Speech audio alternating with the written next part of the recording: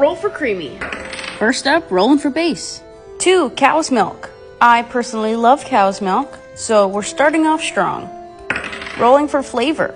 3, white chocolate. I've used this white chocolate pudding mix in another Creami that I've done, and it was delicious.